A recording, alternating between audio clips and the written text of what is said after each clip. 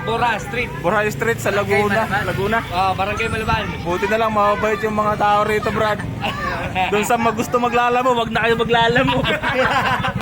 22 kilometer, 300 pesos. Sagi pa.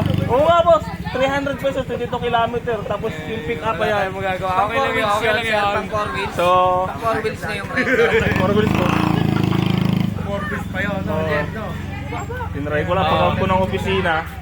Okay So yun, sinong gusto maglalamove dyan? Thank you, boss. Shout out sa inyo, boss. Shout out. Huwag na kayo maglalamove. Thank you, Brad. Thank you, Brad. Salamat. Ayan, pinapasok nila ako sa bahay nila para maka-atras lang. Oh. Thank you, thank you, thank you. Thank you, lalamove. Baka naman. So ayun nga, nag-deliver nga ako gamit ang Lalamove. And yung navigation app ko, si Waze. Waste of time. Pinasok baga naman ako nakasilang ang bike. One way. Wala pang maneuver hub. Kaya pala, nako, buti na lang, mababait yung mga tao dito sa Malaban, Binyan, Laguna. Pinapasok ko sa kanilang bakuran para makapag-maneuver, makabalik.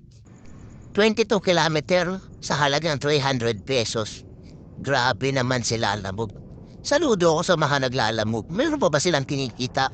Actually, first time ko mag-deliver. Parang ayaw ko nang umulit.